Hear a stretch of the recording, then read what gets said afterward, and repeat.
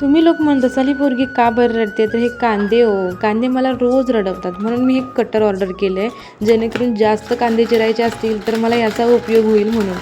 पण ह्या कटरची कहाणी ना तुम्हाला पुढच्या ब्लॉगमध्ये सांगेन काय झालं आहे ते. तर आता मी कांदा टोमॅटोची चटणी करते, त्याच्यासाठी अगोदर कांदे नंतर टोमॅटो या कटरमध्ये बारीक करून घेतले.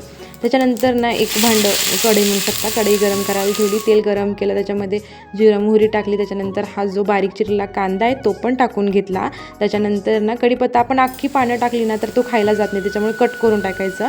तर ते मी कट करून टाकला, छान परतवून घेतला ब्राऊन होईपर्यंत कांदा. त्याच्यानंतर टोमॅटो पण टाकून घ्यायचा आणि तोही छान मिक्सअप करून घ्यायचा.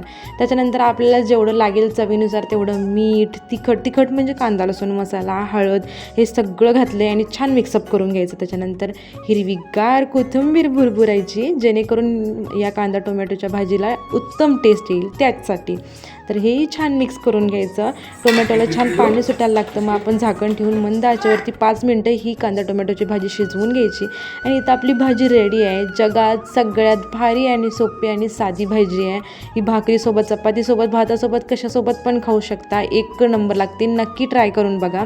असं मी गरमागरम माझ्या सशाला खायला दिली.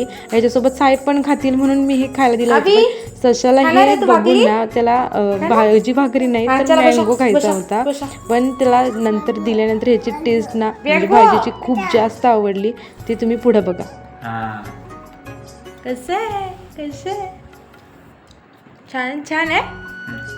त्याला भाजी खूप जास्त आवडली, पण तुम्हाला मी इथं माझी भाकरी दाखवते, कारण मी पहिली भाकरी पटकन करून गरम त्याला खायला दिली होती आणि इथं अजून माझ्या भाकरी करायच्या बाकी होत्या. तर मी माझ्या मस्त भाकरी करते. तुम्हाला जर भाकरीची रेसिपी हवी असेल तर नक्की कमेंट करा प्लीज.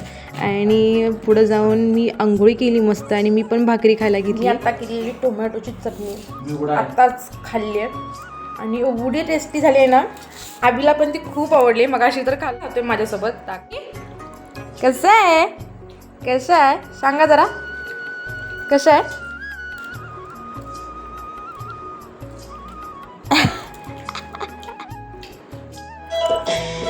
नक्की ट्राय करून बघा गाईस, एक नंबर. हा रेसिपीचा व्लॉग आवडला असेल तर नक्की लाईक शेअर सबस्क्राईब. भेटू पुढच्या व्लॉगमध्ये, तोपर्यंत बाय बाय.